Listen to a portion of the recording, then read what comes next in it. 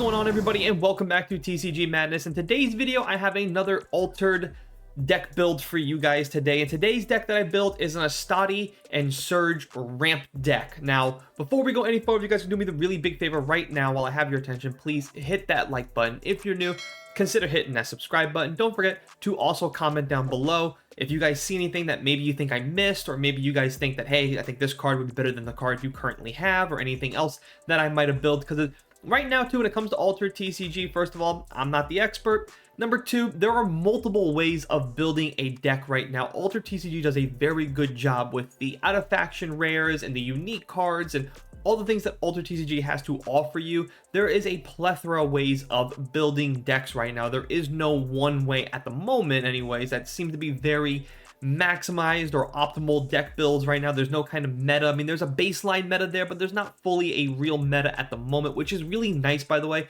and it's like a breath of fresh air for me. So I've been enjoying doing these videos. I hope you guys have been enjoying as well. Please hit that like button, comment down below if you guys have enjoyed this stuff, and again, please feel free to just throw in your 2 cents and say, hey, I think this card's better than this card. I've seen that you guys did that in the last couple of videos, and I really do appreciate that. I actually enjoy hearing from you guys. So this deck is going to feature all around mana ramping. Now, red does a really good job of mana ramping. Bravos, excuse me, does a very good job of mana ramping. For each hero, it does seem like, you know, with the Coda and Boda deck, there's like a pretty baseline. You want the cards that hit hard, hit fast, and that kind of stuff. For the Basara deck in Bravos, it's pretty obvious what you want to do with that deck, right? Put the cards that can boost them up and really maximize boosting, which red does also a great job. And a lot of cards in general in Altered TCG does that. Astadi, though, might be one of the weakest heroes at Bravos. I want to hear from you guys if you guys agree or disagree, because it's kind of hard to see what Astadi and Surge wants to kind of do. So without further ado, let's go ahead and talk about the hero before we get into the deck. And again, if you guys can see the deck right there on your screen. If you want to pause it, kind of look at the deck, I'll go over obviously every single card in this deck, why I put it in there. We'll go over the hero, I'll go over the stats, and at the end of the video, I'll give you guys like 3 uniques that I think would go good in this deck that are just basically, again, because I don't know what your unique situation looks like, just cards that are just give you a baseline idea of cards that you maybe want to put in a deck like this. So talk about the hero itself. This is Astadi and Surge. Pretty basic, right? Bravos hero, 2 cards for reserve, 2 cards for landmark. It does state, I begin the game with 5 heroism counters. Now, what are heroism counters? Just basic generic counters that you put on him. And then when you play a character with a hand cost greater than or equal to my number of heroism counters, draw a card, and then I gain a heroism counter.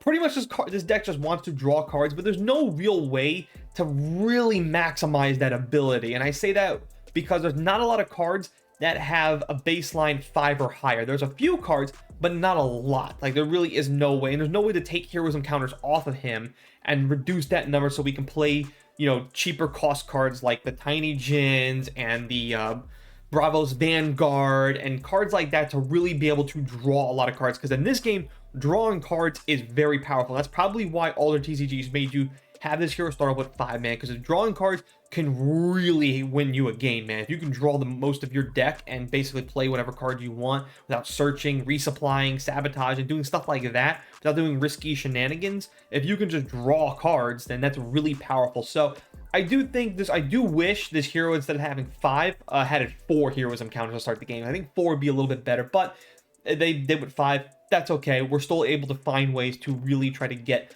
the most of this. Now, how you going to get the most of this is by getting to 5 mana as quickly as possible. Now, if you don't know, when you open up a turn, you drop 3 mana orbs right down in the beginning of this game. So you're already halfway there, right? So we really want to get to 5 as quickly as possible, so then we can play A, 5 drops quickly, and then B, draw cards immediately. So how you want to do that? You want to ramp, and Bravos does a really good job with ramping, and I think I've done a pretty good job doing that. The first card we have is no surprise here. It's Tiny Djinn. It's a 1/2 for a 0/2/0. If I would leave the exposition zone while I'm boosted, put me in my owner's mana zone instead. He comes right out of the reserve boosted, so if you can boost him before he goes to your reserve by basically playing a 1-drop and then boosting him immediately or something like that, maybe a 2-drop something, I don't know. Well, maybe we'll have an answer for that. But if you can boost him before he goes to reserve, you're going to immediately play him on turn 1, boost him, and then boom, he's going to go right to your mana zone. Then on your next turn, you're going to drop another mana, and just like that, you're already at 5 mana. This is the card you want to see on your opening hand. No question about it. This is the card. You want Tiny Djinn in your opening hand no question about it. We have 3 copies of the rare version of this to go immediately in there. Now, the other card I did put was Bravo's Tracer. This could be easily a card that you can take out of. I don't think it's necessary to have this card, but again, I don't know what your unique situation looks like, so I had to kind of finagle some of the cards a little bit. This would be, you know, point blank number 1. If you had 3 unique cards that were really powerful, I would take out the Bravo's Tracer first, but he is in the deck. It's a 2/2 for a 3 across the board. He gains fleeting. The reason why I have it in there is just for legal purposes, to just basically fill out the rest of my deck. And of course, it's still on its face. It's still a pretty powerful card late game to drop this if you're trying to, you know, get your cards, your hero and your companion to meet in the middle or something like that. Also, too, it's still a pretty good card with this deck just in general, because while you are ramping, that's pretty much your main focus, to ramp and draw cards.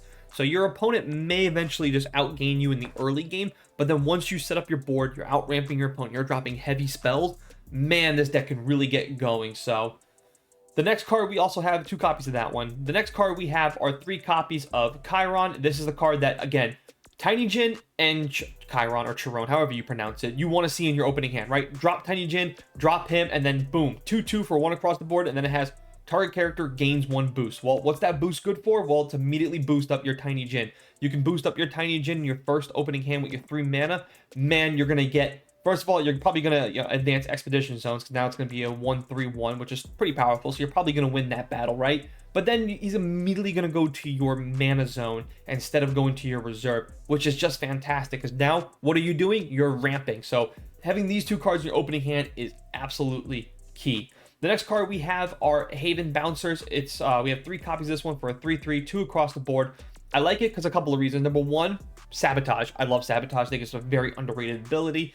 That just make your opponent just make sure that they don't have cards to play with is awesome, and this is like a pseudo way of discarding cards. But also, too, is because when it comes out of your reserve, this card gains a boost. At a 3 drop for a 3 across the board, giving this self a boost, it's pretty powerful. We also have other cards that when you play cards out of your reserve, we're going to be able to boost those cards to really get the full potential. Again, this would be another, though, you know, if you had really good uniques, this could easily be a card maybe you take out of as well. Just, I do like the Sabotage ability, though, so I do like to have that card in the deck. 3 copies of that one. Next up, we have 3 copies of the rare Tomo Gozen. This card is fantastic. It's a 3/3 for a 2/5/5. Very powerful on its own, but you can't play it unless you have 6 or less mana orbs.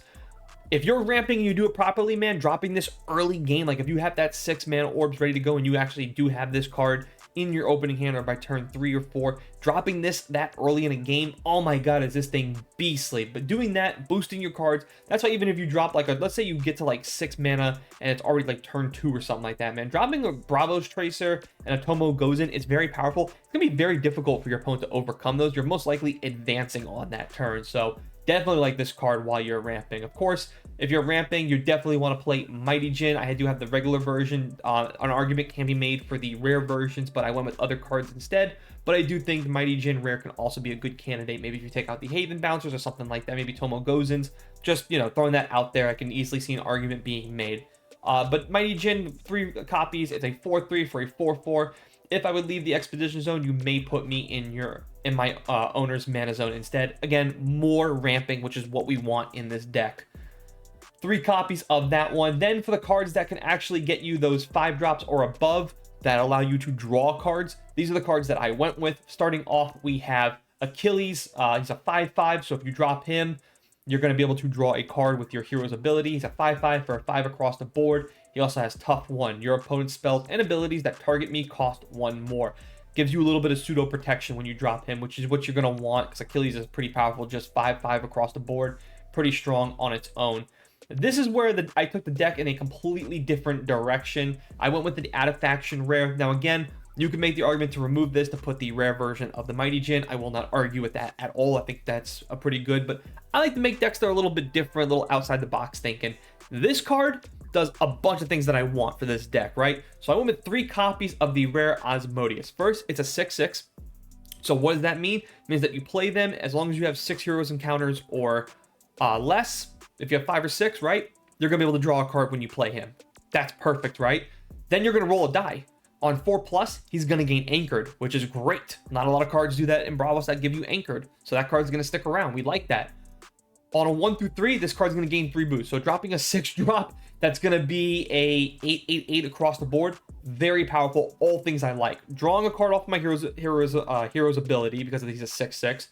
Giving him anchored, that's excellent. If we don't get anchored, that's fine. We're going to gain 3 boosts off of it. No matter what this thing does, it's going to be good for me. The only thing that sucks is if the opponent removes it. That's the only thing, right? The other card that we went with that allowed me to draw a card off my hero is Kairabara as Guardian Leviathan. Hopefully I said that right. It's an 8/8 for 6 across the board. It has gigantic, so if you play it on either left or right, hero or companion expedition, it is considered present in each of your expeditions, so you're getting it on both sides. That's really good. Tough X, where X is the number of regions between your hero and your companion. So if you're 1 away from your hero and your companion, it's going to be tough 1. If you're 2, it's going to be tough 2. Very, very powerful. By playing this card, you're also going to be able to draw a card off your hero's ability. So really powerful. Just 1 copy of that card. We don't need any more. At least I don't think so. I think that'll be a little too much. So that's going to do for all the characters. Now we're going to get into some of the spells and the permanents. Starting off, we have Physical Training, 3 copies, 2/3. Target character gains 3 boost. Pretty good for the Djinns. I like that. I also just love boosting in general. For removal, we have 3 copies of Intimidation, because that's pretty self-explanatory. We also have more ramping with Mana Channeling. So we have a 2/2. This card gains Fleeting. Put the top card of your deck in your mana zone. Getting this also in your opening hand, very, very good as well. If you can get this, Tiny Djinn, boosting it, I mean, damn, this deck can really pop off, and it's really powerful on its own. Really fun with the artwork. They actually went with doing the Kojo and Boda hero. I would have thought they would have went with the Astadi hero here, but yeah, that's all right. We also have 2 copies of the rare version of the Mana Reaping. It's a 3/3. Put target character or permanent in its owner's mana zone. This card is great for a couple of reasons. Number 1, you can target your own opponent, so it acts as pseudo removal, but your opponent will gain that value of ramping with you. Or you can just target your own kind of stuff and just make sure you use any card you have to ramp. So let's say you already ramped with Tiny Djinn, maybe you have a Mighty Djinn, and you have Chiron just sitting out there. You can target him once you gain that ability, and you're like, listen, he's dead weight. I'm not going to advance. I play this card. Maybe we'll put Chiron into my mana zone to do something like that. That's pretty good in and of itself. An argument, again, can be made to remove this card if you don't like that idea. I just went with it because it was more ramp, and I think this deck just does need it. You can also make the argument, too, to actually get rid of this and put some more characters, because there's another permanent that I think that would be necessary to sideboard as well, which would be the Haven Bastion that gives you tough 2, all your characters tough 2. That's also another, idea to maybe throw that in there, but I didn't go with that for this deck. I just went with this, and you guys can let me know down in the comment section if you agree or disagree. The other card I went with for the round up the rares is the 9/9 Mine Apotheosis. Now, this card is very, very interesting. I like this card a lot, and I went with 2 copies. I might bump it up to 3 because I think this card is that powerful on its own that if you ramp well enough to get to 9 pretty early and you're able to play this card, I do think this card is a game winner that early. Reveal the top 4 cards of your deck, choose up to 2 characters from these cards, and put them in your expeditions. They gain Fleeting, discard the other cards. You don't activate any of the play abilities, which kind of sucks, but just being able to just search the top 4 cards. If you're ramping, you're doing things. If you play this early, that's another reason why too I like the Osmodeus.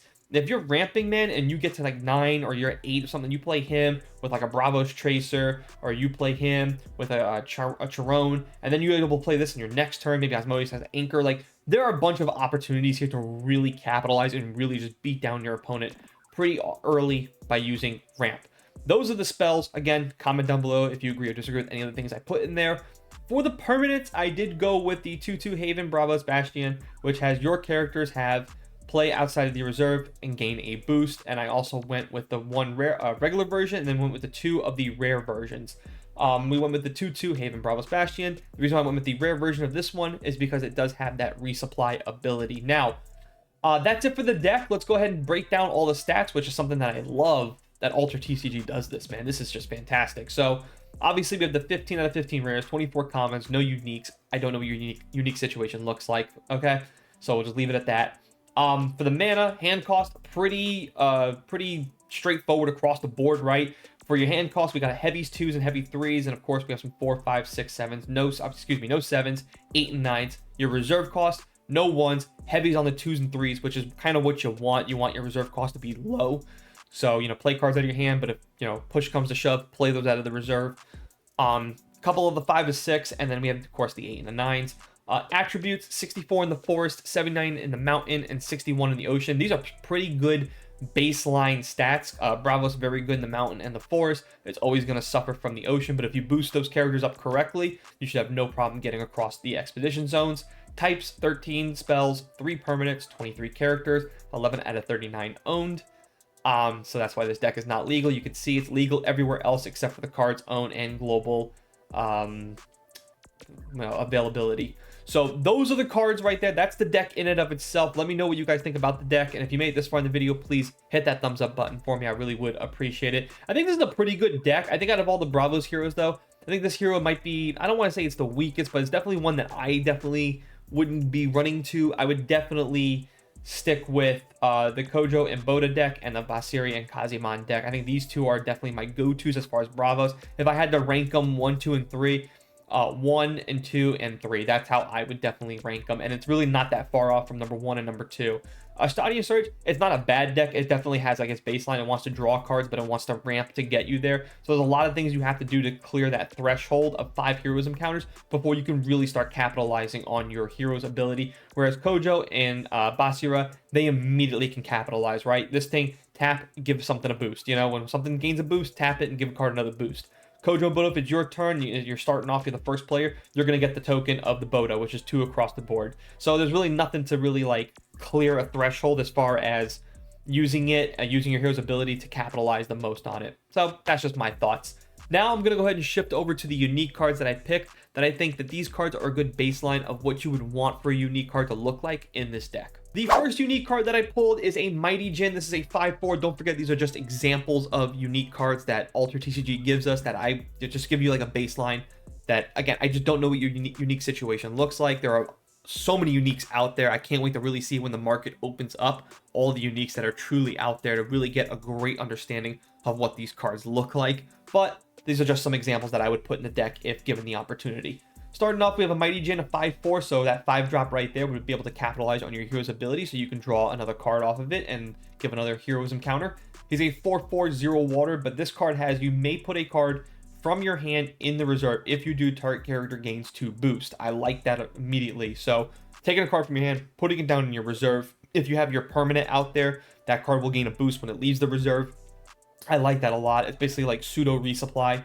It also has, when I leave the expedition zone, you may put me in the owner's mana zone. Pretty good for a Mighty Djinn. I would definitely put a copy like this if I had it in this deck. The other card I went with too is an Atlas. If you had a unique Atlas that was 5/6, so first of all, 5-drop, drawing a card off your hero if he has 5 heroism counters. Then he has a 6-drop, so you're going to be drawing another card off your hero by playing him back to back.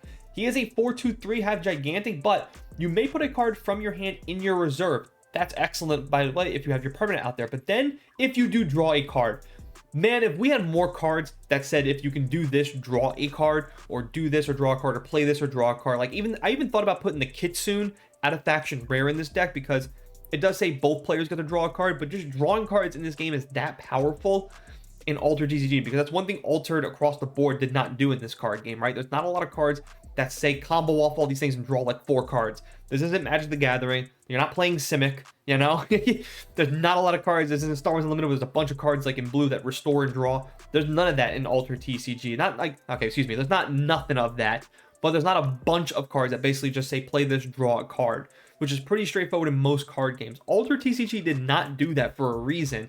They left it up to these type of cards to get you through that threshold. There's other ways of getting around that, like using resupply and putting cards in your reserve and stuff like that, which is pretty good. But just straight up saying do this, put a card in reserve, and then draw a card, that's pretty powerful in and of itself. And drawing cards is what this hero wants to do: ramp and draw. So putting a card like this in the deck would definitely give it some much needed firepower. And the last card I went with would be a 3/2 Tiny Djinn that's unique. It's a 1/3/0. It has resupply. That is it. I like this. Immediately putting it in there and then resupplying. I love resupply. It's a great ability. It also says when I leave the expedition zone, if you control one or more landmarks, which is not difficult to do, put me in my owner's mana zone. The fact that it has this arrow right here, which means when you play him out of your hand, you're going to resupply. When you play him out of your reserve, which is a reduction cost for this card, you're going to resupply again. A card like that would be excellent in this type of deck in an Astadi ramp deck, which would be fantastic. That's going to do it for this video. I hope you guys have enjoyed this. Let me know what you guys think down below in the comment section. If you haven't already, please hit that like button. And let me know what you guys think too, as far as the Bravos heroes. Which one's your go-to, and which one are you pretty much just be like, I'm probably not going to choose this one ever. Again, I think this one out of all three of them is number 3 on my list. I think the Kojo and the Basira are really excellent heroes. And again, for me, it would be the Kojo and Boda deck as number 1, but the Basira is not far off at all. It's not like it's like this huge gap between 1 and 2.